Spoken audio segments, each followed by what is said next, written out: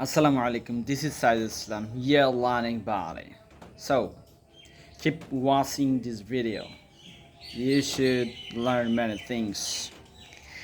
And this video will help you how to pronounce the R sound. Okay. When the British or American pronunciation or American people, right, pronounce the sound of R. Okay. They pronounce how to sound R, right? So this R sound is like R. Okay. So কখন আমরা আর এর প্রনাউন্সিয়েশনটা আর বলবো, কখন আ বলবো, অর্থাৎ কখন আর এর উচ্চারণটা আর বলবো, কখন আর এর উচ্চারণটা আমরা করব না। অর্থাৎ ব্রিটিশ এবং আমেরিকান এটার মধ্যে একটু ডিফারেন্স রয়েছে আর সাউন্ডটা উচ্চারণ করার ক্ষেত্রে। সো আমরা আজকে জানবো। আমরা ব্রিটিশ বলতে বিবিসি যেভাবে প্রনাউন্স করে সেটা আসলে বিবিসি অ্যাকসেন্টকে ধারণ করে, এবং সিএনএন যেটা আমেরিকান অ্যাকসেন্টকে ধারণ করে অ্যাকচুয়ালি। সো তো চলুন শুরু করা যাক। ইউজ অফ আর ওয়েন আর এর পরে, আফটার আর এর পরে যখন আমরা ভাওয়েল সাউন্ড পাবো, vowel sound, not vowel sound, right. আমরা আসলে ইংরেজি শিখি সাউন্ড দিয়ে না, আমরা ইংরেজি শিখি কি দিয়ে? লেটার দিয়ে। আমরা শিখেছি ভাওয়েল 5টা, কিন্তু ভাওয়েল সাউন্ড 20, অর্থাৎ 20টা ভাওয়েল সাউন্ড রয়েছে।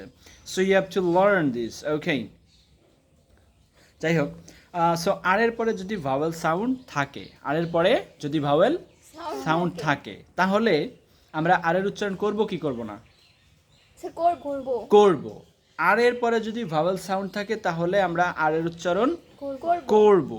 যদি আর এর পরে কনসোনেন্ট সাউন্ড থাকে তাহলে আর এর উচ্চারণ করব না। সো আর এর পরে তাহলে কনসোনেন্ট সাউন্ড থাকলে আর এর উচ্চারণ করব না, আর এর পরে ভাওয়েল থাকলে আর এর উচ্চারণ করব। সিম্পল কথা, ওকে। এখন আসুন, এটা ব্রিটিশরা এই কাজগুলো করে, অর্থাৎ আর এর পরে যদি ভাওয়েল সাউন্ড পায় ব্রিটিশরা আর এর উচ্চারণ করে, আর এর পরে যদি ভাওয়েল সাউন্ড না পায় অর্থাৎ কনসোনেন্ট সাউন্ড পায় তাহলে ব্রিটিশরা আর এর উচ্চারণ করে না। সিম্পল কথা। এখন আসুন আমেরিকানরা কি করে। আমেরিকানরা সব সময় আর এর উচ্চারণ করে, ওকে। আমেরিকানরা অলওয়েজ আর এর উচ্চারণটা করে। ক্লিয়ার ইট? ওকে। সো একটা ওয়ার্ড নেওয়া যাক, লাইক ফার্ম, FARM, ওকে। ব্রিটিশরা কীভাবে করবে? এখানে একটা লং সাউন্ড আছে, অর্থাৎ লং ভাওয়েল সাউন্ড আছে আতে, আ, ওকে। ইউ ক্যান সে আ, ফা,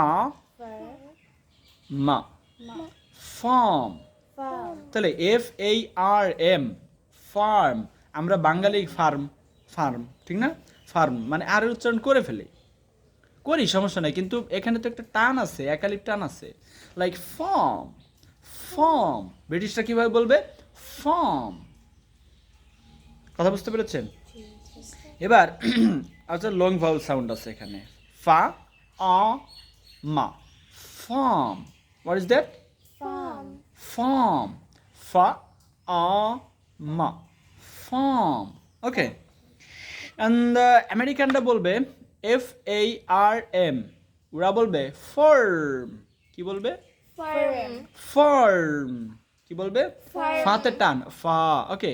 তাহলে কি হবে? ফা আ, বলেন, ফা আ, রা মা, ফার্ম। ক্লিয়ার? আমেরিকানরা যে জায়গা আর আছে, যে জায়গা মানে আর পাইলে ওরা আর এর উচ্চারণটা আর করবে, ওকে, করে ফেলবে। Your, okay, your fan, right. So এবার আসি,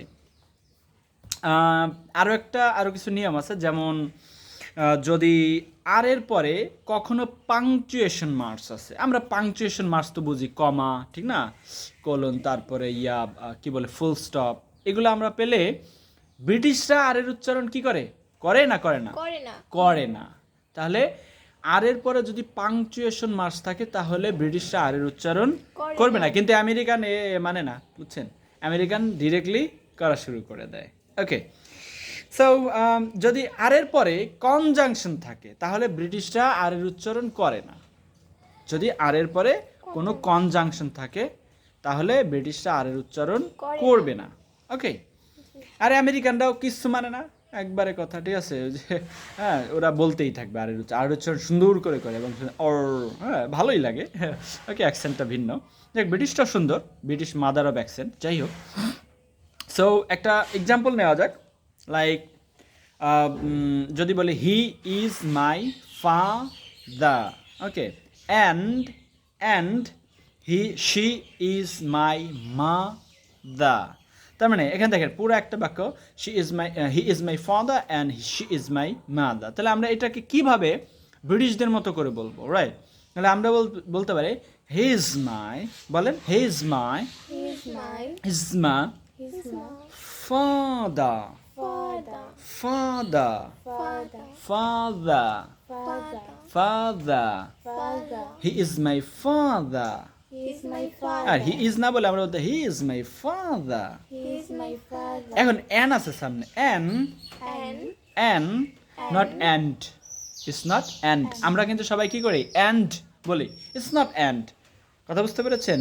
এই ডার উচ্চারণটা আমরা করব না যখন, ওকে, এই এন ডি, তার মানে এই ডিটা শেষের ওয়ার্ড এবং তার আগে এন আছে, এই জন্য আমরা ডির উচ্চারণটা করব না। এন এন এন, ওকে, এন এন এন, এই আট আবার শোয়া সাউন্ড, এন এন, okay. So he is my father, he is my father, এন বলেন, father, father, and father and father and father and she's mother, she's my mother, she's my mother, right? He is my father and she's my mother, right? Like that. Okay, clear it? Okay. So এরপর একটা যদি sentence নেই, কি নেওয়া যেতে পারে, যে it's a brick, okay, brick মানে ইট, ইট ইজ, আমরা কি বলবো, ইট ইজকে আমরা কি বলবো, ইটস না, is, is, is, is, tata উচ্চারণ করবো না, ইট ইজ বললে ঠিক আছে, it is, it is, but এটাকে আরো সংক্ষেপ করে বলতে পারবো কি, ইস, is, it is, বলেন is,